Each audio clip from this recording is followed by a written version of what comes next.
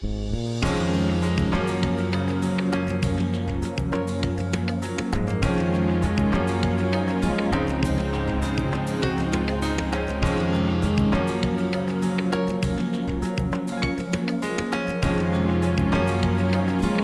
in Transition is sponsored by HireVeteransFirst.com, Jelani Consulting, and Village Connector Community.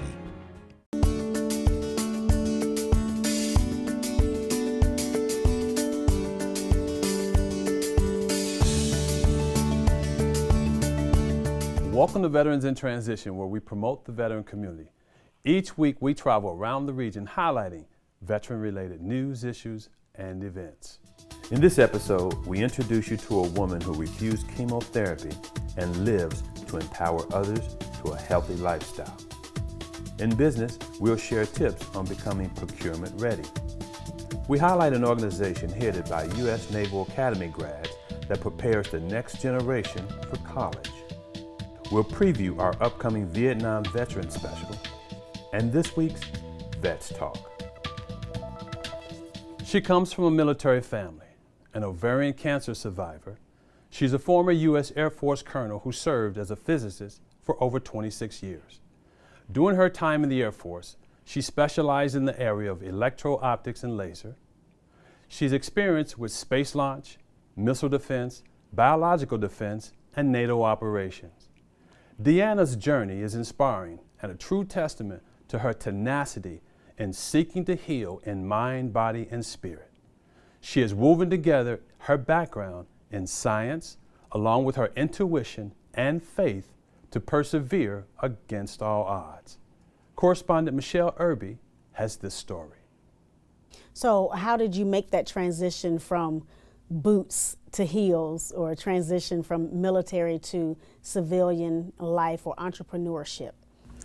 Well, that's an interesting story because I almost did not live to see my retirement. Basically, when I was at my last assignment, I was diagnosed with ovarian cancer.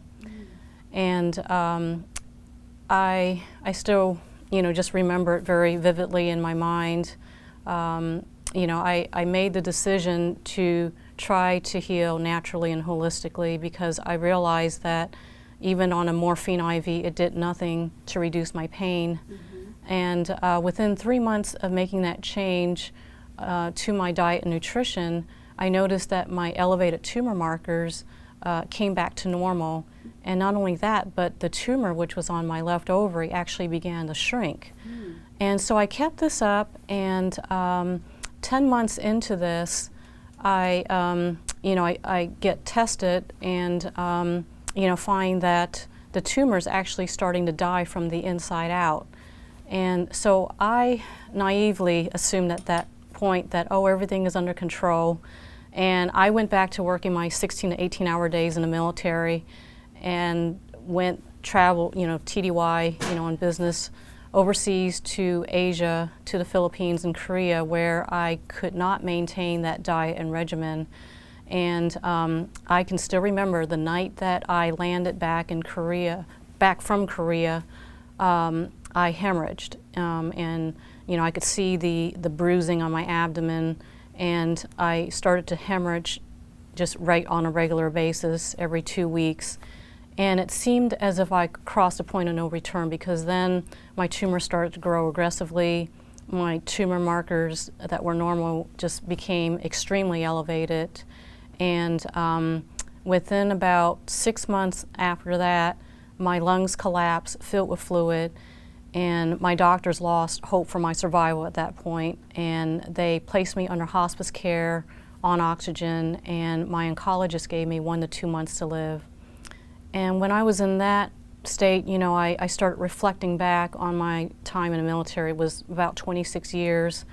And I just thought, wow, I gave the best part of my life to the Air Force. And it was with pleasure to serve our country.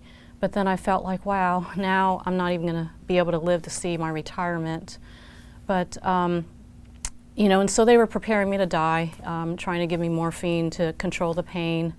One day, my blood pressure took a huge dip, and all the muscles in my body began to contract, and I felt like that was near the end of my life, because I went for close to 40 days without being able to eat anything solid, and even drinking fluids was extremely painful. And now, you know, with my breath challenge as it was, I just knew it was a matter of time.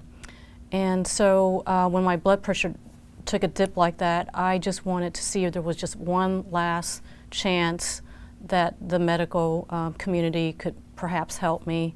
So I, you know, was taken by ambulance to a hospital, and they drew a lot of fluid out of my abdomen, and then they admitted me, and my oncologist wanted me to start chemotherapy right away.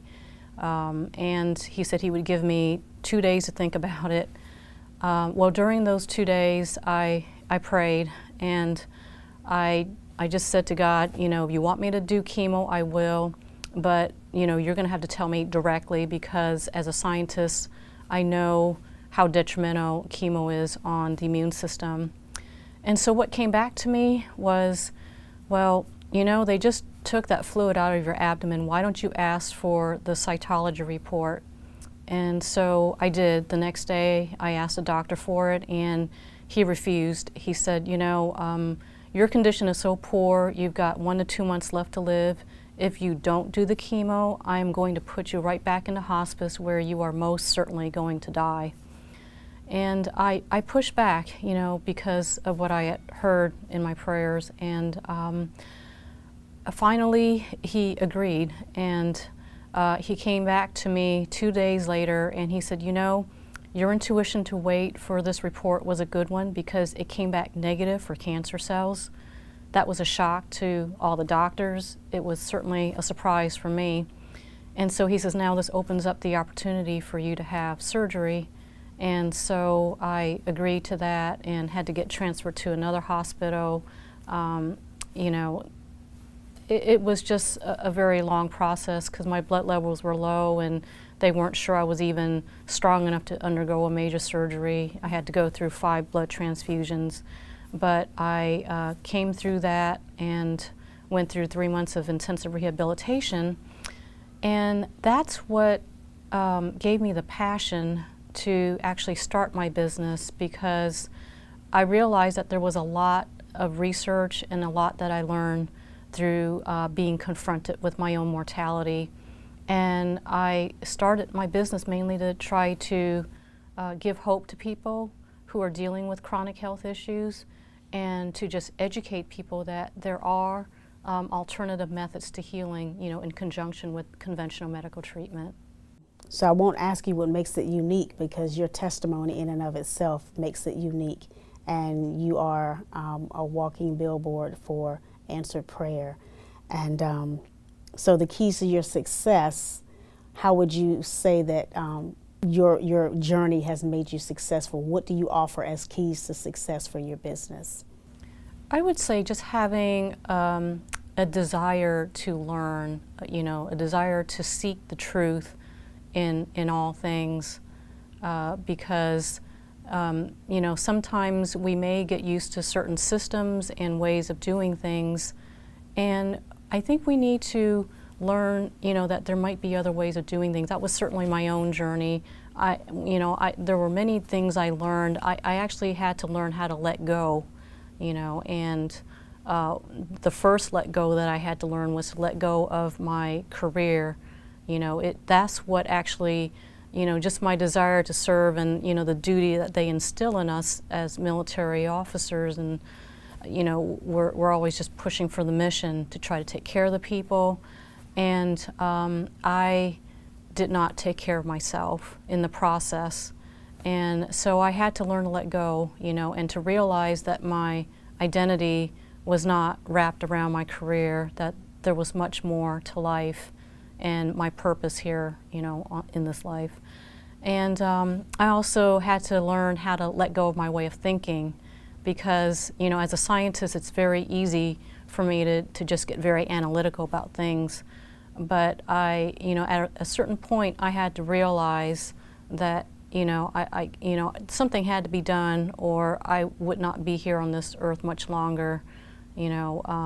just realizing that I did everything I knew how to do, and I would have to, just yield myself to, what was God's will in all of this.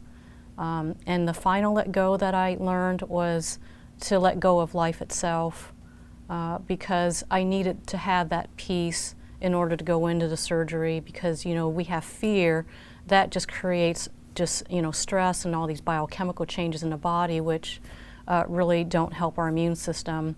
And so, ironically, I just had to learn how to let go of life and just trust that God had my life in His hands, and that even if my physical body, were no longer here, I believe my spirit would continue to live.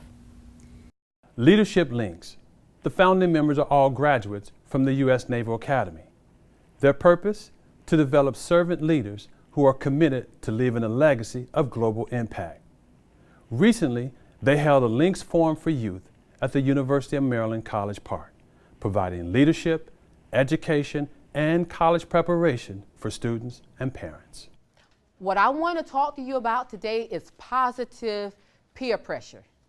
When I was running track and leading the student body, the people that were doing those things were not the people that were getting in trouble. Because there was a level of accountability. There was a level of positive peer pressure among their friends. Leadership Links was a vision that I had on my heart, really just to connect with other like-minded leaders. And so we are people of faith. We're people that believe to whom much is given, much is required. And so we're really community-focused and service-oriented people. All of us have served in the United States Navy or the United States Marine Corps. And so it's really important for us to raise up the next generation of leaders. For the 3.4, the 3.2, and the 3.3, welcome to Leadership Links Academy. My presentation today was primarily about getting people prepared for the admissions process altogether. A lot of people know that they have to apply to college, but they're not exactly sure to whom they're applying and who's going to make the decision as to whether or not they get into a school or not. And we basically just want to give people a good sense of who it is that they're applying to once their application gets submitted, and also what the process is in terms of selection. We start early. We start in kindergarten, and we have a beautiful group of young ladies here who have linked up with Leadership Links and plan to continue that partnership to see them through college and graduate school. Our students linked up with Leadership Links this past summer, and since that link up, we have noticed that our students are more attentive. We've noticed that they're more confident. We've noticed that their public speaking skills have improved. We've noticed that they've taken ownership of their purpose and really are developing a sisterhood around success. So we are elated about what Leadership Links is bringing to our school. Are you looking to do business with prime contractors or the federal government? Do you understand the federal environment? Diane Dempsey with BAE Systems sat down with veteran correspondent Catherine Roberts to discuss how to be procurement ready. Tell us a little bit about the SBA Mentor Protege program that you guys have, and in particular how it affects veterans. The SBA Mentor Protege program was recently launched in an effort to allow all small businesses, including veteran-owned small businesses, to engage in a Mentor Protege program. The program is particularly of interest to veteran-owned small businesses, as in many cases they're venturing out and they need to grow and develop their companies. It does require a certain maturation model to be effective, meaning they have to have the staff and capability to allow someone to participate in the training. But more importantly, it should be part of any veteran or small business growth strategy moving forward as they develop and sustain their business. That's wonderful.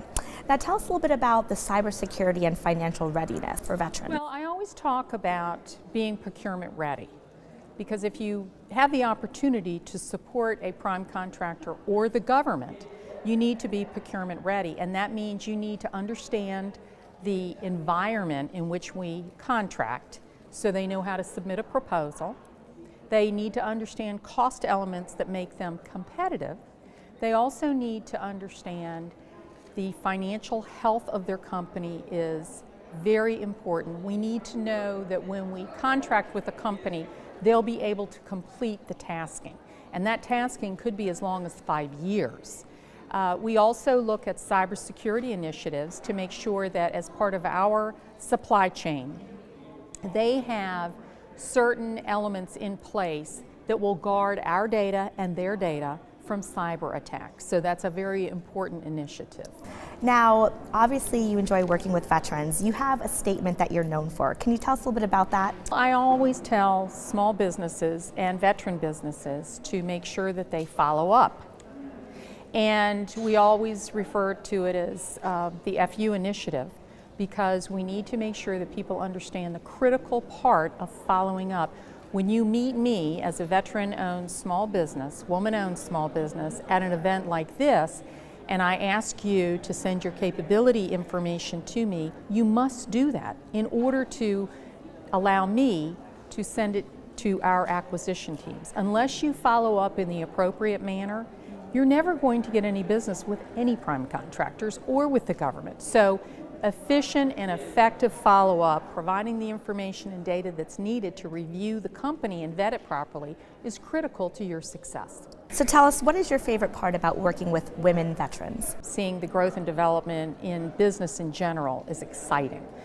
Working with women-owned veterans that have already contributed an enormous amount of their time and energy in defending our country and supporting us is also part of the initiative in terms of allowing them to continue their success. They were already successful when they leave the military because they've achieved their goals in that respect, but it's more important for them to be able to achieve those business and personal goals as they develop their companies, grow, and hopefully employ other veterans and other women. So please share with our viewers what your bit of advice would be if you're, as a woman and as a veteran.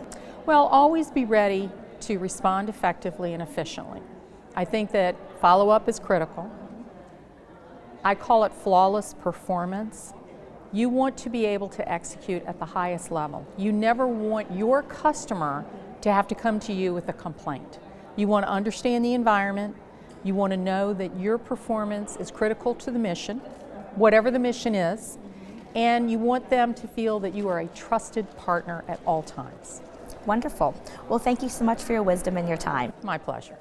In this week's Vets Talk, Navy veteran Tim Pelton shares with us his life lesson of working the system. Good evening, everyone. It's really an honor and privilege to be here. And I want to take a few moments and share with you a life lesson that I learned very early in my Navy career. Now, there's some people in this room that can remember back to 1971. That was a long time ago. I was in boot camp at Great Lakes up in Illinois, and I swear it was the coldest winter in the 20th century. But the Navy, being the Navy that I learned to grow and love, detailed me to San Diego after Great Lakes to thaw out. And before the term was even created, I was a computer geek. And if you think back to 1971, there is more power in my iPhone today than there was in a 50,000 square foot computer room in the service 40-something years ago. And here is the life lesson. Every organization, every business has a system. And either you work the system or the system works you. And let me share that with an example. I'm in computer school, and I had graduated from college, so I had some computer experience. And so I am hanging out with the instructors and perhaps visiting a couple of bars in the San Diego area, whereas some of the other students that were 18, 19, et cetera, didn't do that. We're halfway through school, and one of my shipmates comes in and looks at me and goes, "Tim, it's not good." What's not good? Well, one of his shipmates was a detailer, the person that assigns duty stations after your A school in the Bureau of Personnel here in DC. I said, I just spoke to my buddy, and you're going to ADAC. Rodney, what kind of ship, what's the ADAC? It's not a ship. It's the last island in the Aleutian chain off Alaska, 100 miles from Alaska, monitoring the Soviet Union for missile attacks. You're right. This is not good. How do we fix it? Well, let's start with $50 and a case of Johnny Walker. So there's really only one more question. Johnny Walker Red, Johnny Walker Black. So, and on an E3's pay grade, that was a fair chunk of change all those many years ago. So every couple of weeks I'd say, Rodney, how's it going? I don't know. If I tell you, I got to kill you. I just don't know. I just don't know. So we get to graduation. Senior Master Chief has all our orders under his arm.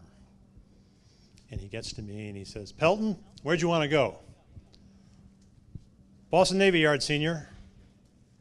No. Brooklyn, 0 for 2. Norfolk, I'm working my way down the East Coast because I had hopes that I might be able to marry that beautiful woman over there in the corner.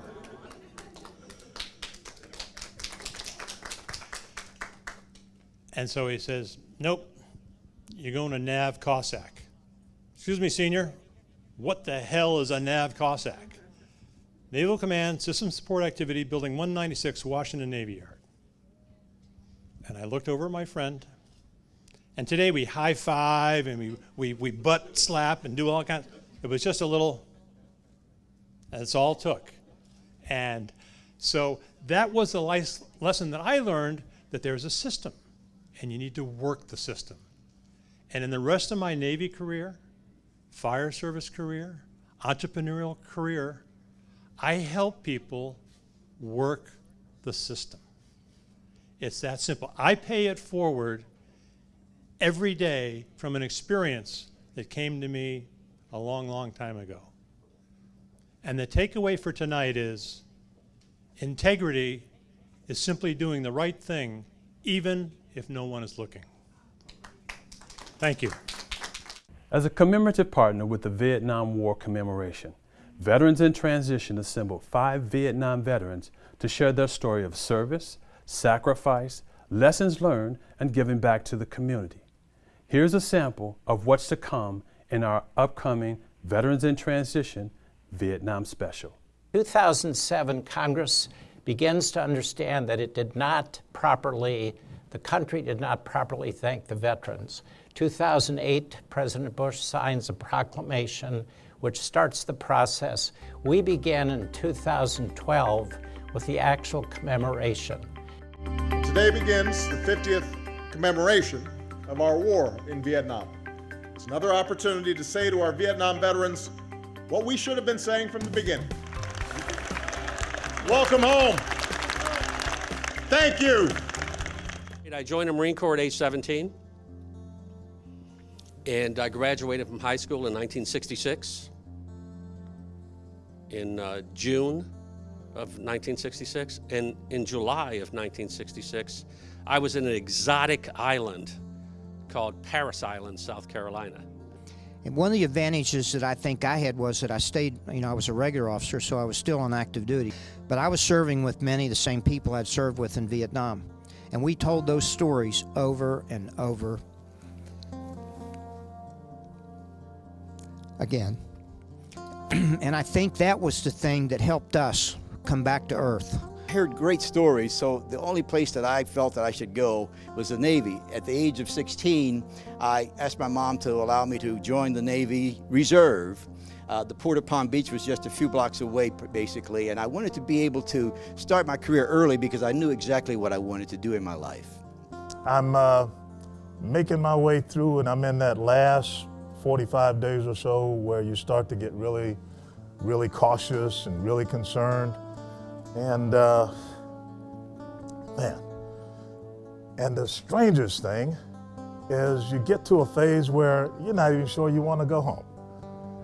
And I want to tell you, Vietnam was what inspired me to do more, to be more, and to become the person I became today.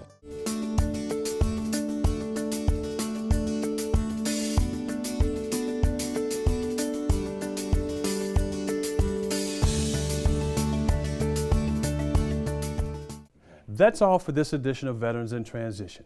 We ask that you like us on Facebook and follow us on Twitter. If you have a story, reach out to us at vetsintransition.com. And remember, we all have a story to tell. Until next time.